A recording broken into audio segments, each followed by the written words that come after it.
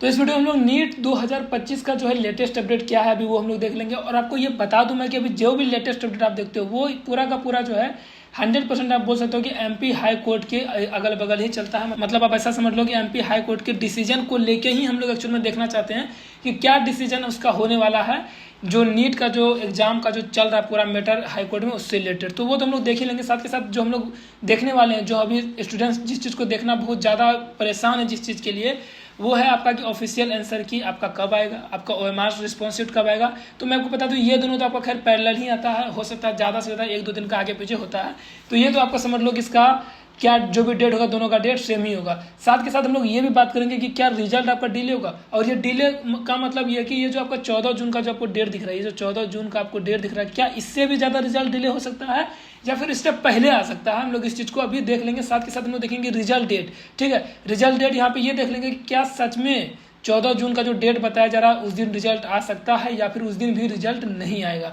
लेकिन उससे पहले मैं आपको बता दूं कि जो ये एमपी हाई कोर्ट का पूरा मैटर चल रहा है, तो ज़्यादातर स्टूडेंट्स को ये लग रहा है कि एमपी हाई कोर्ट ने स्टे लगा दिया है रिजल्ट पे। ठीक है, ये जो रिजल्ट पे है एमपी हाई कोर्ट का स्टे लगा हुआ है। एमपी हाई कोर्ट ने एनटीए को सब बोला हुआ है कि आप रिजल्ट डिक्लेयर मत करो, इसलिए रिजल्ट आपका डिक्लेयर नहीं हो रहा। तो मैं आपको ये क्लियर कर दूं कि एमपी हाई कोर्ट की तरफ से कोई भी स्टे नहीं लगाया गया। ठीक है, मतलब कोई भी स्टे नहीं। अगर एनटीए चाहे कल रिजल्ट जारी करना तो एनटीए कल रिजल्ट जारी कर दे एमपी हाई कोर्ट की तरफ से, वैसा कोई स्टे नहीं है कि आप रिजल्ट को मतलब जारी मत करो। ठीक है, और हाँ, जब स्टार्टिंग में जब केस हुआ था, जब स्टूडेंट्स गए थे हाई कोर्ट, उस समय एमपी हाई कोर्ट ने स्टे लगाया था, लेकिन तुरंत के तुरंत वो स्टे को हटा दिया गया था। लेकिन फिर भी एनटीए अभी आपका रिजल्ट जारी नहीं कर रहा। उसके पीछे का अगर मैं आपको रीजन बताऊं कि रीजन क्या है, तो रीजन देख लो। आप 2024 में अगर आपने एग्जाम दिया था, फिर अगर आपको 2024 के नीट के पूरा मैटर के बारे में पता है, तो आपको पता होना चाहिए कि जो नीट का रिजल्ट है 2024 में वो 14 जून का डेट था ऑफिशियली आने का, लेकिन वो रिजल्ट जल्दबाजी में 4 जून को ही आ गया था, जिसके बाद कितना ज़्यादा बवाल हुआ था वो आप जानते ही हो। अगर नहीं जानते हो तो खैर इसके बारे में आपको नहीं ज़्यादा सोचना, लेकिन इतना बस जान लो कि 2024 में जो रिजल्ट आना था 14 जून को, उसको 4 जून को एनटीए ने हड़बड़ी में लाकर जो उसका रिजल्ट देखा था एनटीए ने खुद, जो उसका परिणाम देखा था, उसके बाद एनटीए ऐसा नहीं करेगी। क्योंकि अगर अभी हाई कोर्ट में केस चल रहा है, ठीक है, अगर अभी एनटीए आंसर रिलीज कर देती है तो ये सारे जो स्टूडेंट्स हैं यहाँ पे फिर बहुत ज़्यादा गड़बड़ हो जाता है, फिर वहाँ पे डिसीजन लेना काफ़ी ज़्यादा मुश्किल हो जाता है।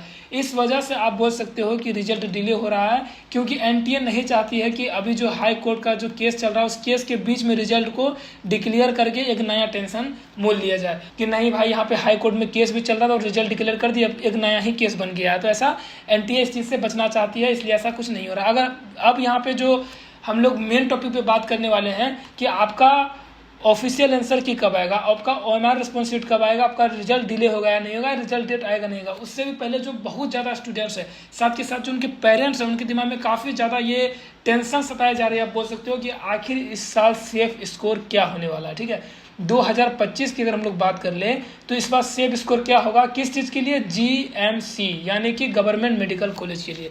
तो देखो सेफ स्कोर की अगर हम लोग बात कर ले तो आपको पता है कि जो 2025 का एग्जाम है वो काफ़ी ज़्यादा टफ आया। ठीक है, जहाँ तक आप देखो पूरा नीट का हिस्ट्री में तो उसको आप टफेस्ट बोल सकते हो, ये तो टफ था। ठीक है, यहाँ पे अगर हम लोग रिजल्ट क्या आएगा, सेफ स्कोर आपका क्या होगा, उसके बारे में अगर हम लोग बात कर ले तो यहाँ पे अगर इस साल आप बोलोगे जीएमसी के लिए सेफ स्कोर क्या है, तो वो आप बोल सकते हो 550 प्लस, हाँ 10 नंबर आप यहाँ पे प्लस माइनस करके चल सकते हो कि 10 नंबर आपका प्लस माइनस में रह सकता है, लेकिन 550 आपका प्लस जो है यही आपका सेफ स्कोर इस बार रहने वाला है जीएमसी के लिए। अब देखो जिन स्टूडेंट्स का यहाँ पे मैं बात कर रहा हूँ 400 से लेकर 450 तक, अब यहाँ पे मैं 450 से 500 के बारे में बात क्यों नहीं कर रहा हूँ, क्योंकि यहाँ पे एक्स्ट्रा वैकेंसी राउंड में या फिर अगर कोई स्टूडेंट है वो अगर सीट छोड़ देते हैं तो वहाँ पे कुछ थोड़ा बहुत जुगाड़ हो सकता है।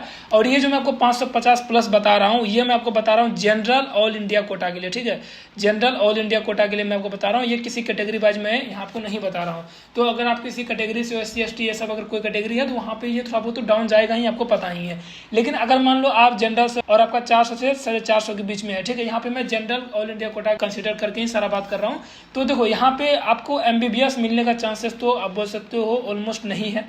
ठीक है, तो अब आप क्या करोगे, यहाँ पे आप अदर कोर्सेज को देख सकते हो। ठीक है, जैसे BDS BMS ये सब कोर्सेज को आप देख सकते हो, लेकिन मान लो कि आपको MBBS ही करना है। ठीक है, आप प्रॉपर MBBS ही करना चाहते हो। ठीक है, अब यहाँ पे आपको MBBS ही करना है भाई, इसके अलावा आप कोई कोर्स नहीं करोगे, तो आपके पास यहाँ पे ऑप्शंस हैं वो ऑप्शन है प्राइवेट और डीम्ड के, ठीक है। यहाँ आपको प्राइवेट और डीम्ड के कुछ ऑप्शन मिल जाते हैं, लेकिन यहाँ पे क्या है कि यहाँ पे आपको पैसे बहुत ज़्यादा लग जाते हैं। अब यहाँ पे अगर हम लोग बात कर ले कि आपको अगर प्राइवेट यूनिवर्सिटी से पढ़ाई करनी है, यानी कि प्राइवेट MBBS अगर आपको करना है तो इंडिया में, ठीक है, इंडिया में ये आपका स्टार्ट हो जाता है, आप बोल सकते हो कि 65 लाख से स्टार्ट होता है और 1 CR प्लस ही जाता है। अब यहाँ बहुत प्लस चले जाता है कभी कभी।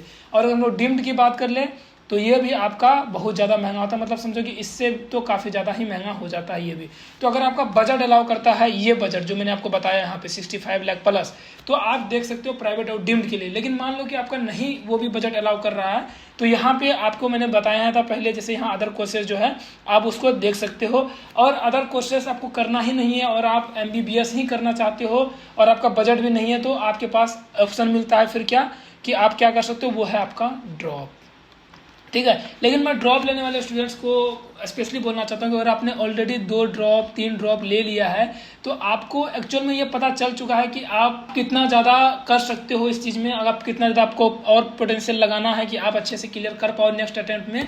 लेकिन अगर लग रहा है कि नहीं हो पाएगा तो मैं सजेस्ट करूँगा कि मत करो अपना टाइम बर्बाद, ठीक है। अगर मान लो आपने 2 ड्रॉप 3 ड्रॉप में नहीं कर पाए और आपको लग रहा है कि अभी अब इम्प्रूवमेंट ज़्यादा नहीं हो पाएगा, तो ज़्यादा टाइम वेस्ट करना सही नहीं है। अगर आपको प्राइवेट का बजट अगर बनना था प्राइवेट कर लो, अगर प्राइवेट नहीं कर सकते हो तो मेरा सजेशन रहेगा कि आप यहाँ पे कुछ अदर कोर्सेज को भी देख सकते हो। अब देखो आपको लग रहा है कि नहीं मैं 5 अटेम्प्ट 7 अटेम्प्ट तक देखूंगा तो वो आपकी अलग बात है, लेकिन बहुत ज़्यादा ड्रॉप लेके भी अगर आपसे नहीं हो पा रहा है तो आप सोच सकते हो।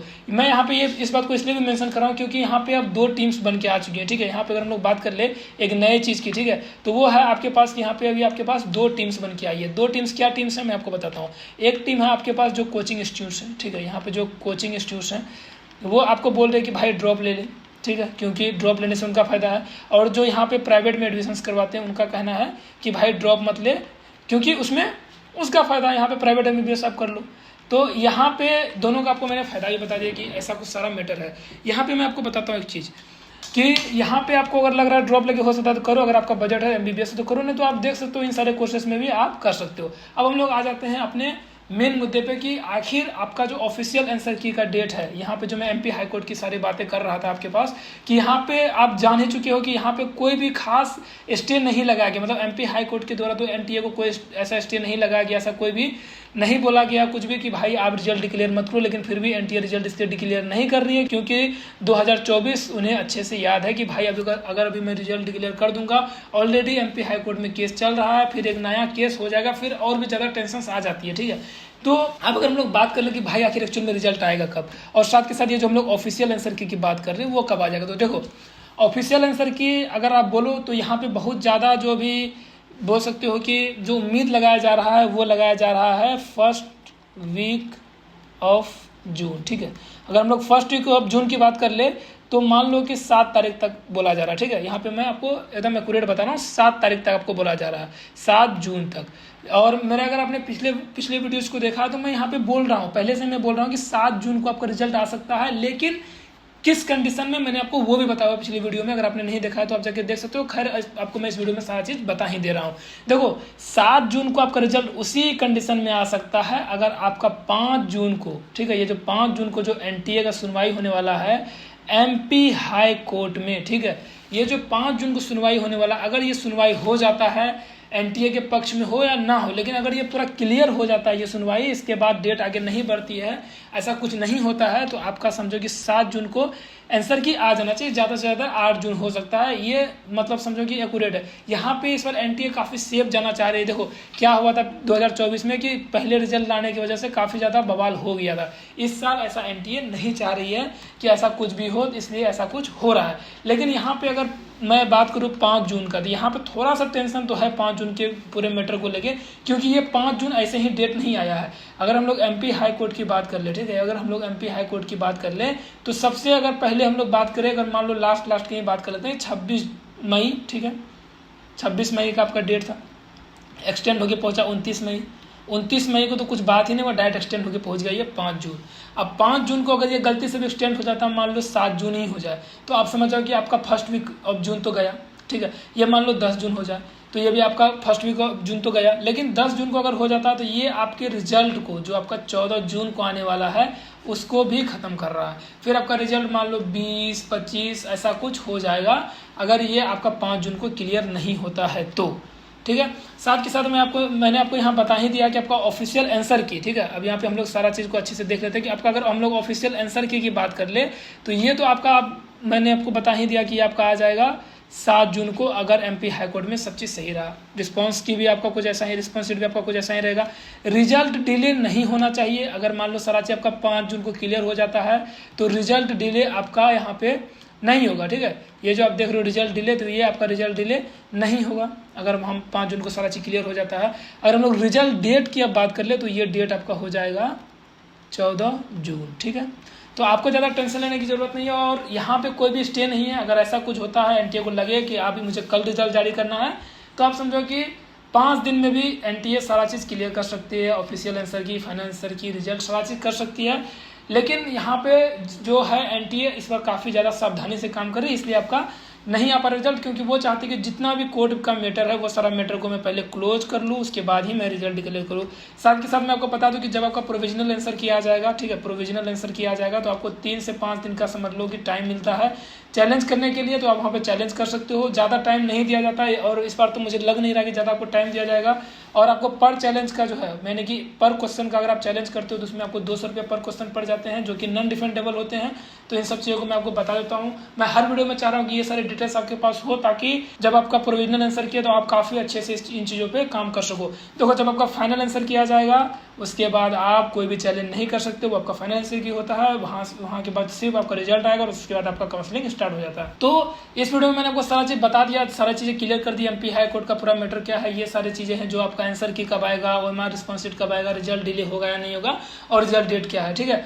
तो अगर आप जब वो बहुत ज़्यादा परेशान हो कि आपका कितना आंसर आएगा, कितना स्कोर आएगा, तो मैं आपको बता दूं कि आपने ऑलरेडी शायद जितने भी बड़े बड़े कोचिंग इंस्टीट्यूट है वो सब ने अपना आंसर की रिलीज़ किया ही था, तो वहाँ से मैच कर ही चुके होंगे और ज़्यादा डिफरेंस नहीं होता उनके आंसर की से और एनटीए के ऑफिशियल आंसर की से। तो आपको एक्चुअल में एक्यूरेट जो है, ठीक है, आपको एक्चुअल में एक्यूरेट जो स्कोर है वो आपको पता है आपका कि आपका एक्चुअल एक्यूरेट स्कोर कितना है। आप बस वेट कर रहे हो कि जो मेरा रिजल्ट आ जाएगा उसके बाद मुझे जीएमसी उस स्कोर पे मिलेगा या नहीं मिलेगा। इस बार 500, 450, 500 वाले स्टूडेंट्स भी वेट कर रहे हैं कि हो सकता है जीएमसी मिल जाए, क्योंकि पेपर जो टफ आया था उसकी वजह से ओवरऑल जो स्कोर है वो डाउन ही जाएगा।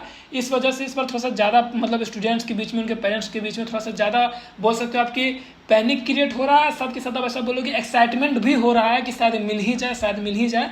तो ये वाला बात है, शायद इस वजह से इस बार जो है रिजल्ट को लेके स्टूडेंट्स और साथ के साथ उनके पेरेंट्स भी बहुत ज़्यादा परेशान है। रिजल्ट 14 जून को आने का बहुत ज़्यादा चांसेस बन रहा है। बस इस बात का ध्यान रखना पड़ेगा एनटीए को कि 5 जून को जो सारा मैटर एमपी हाई कोर्ट का वो सॉल्व हो जाए। Thank you.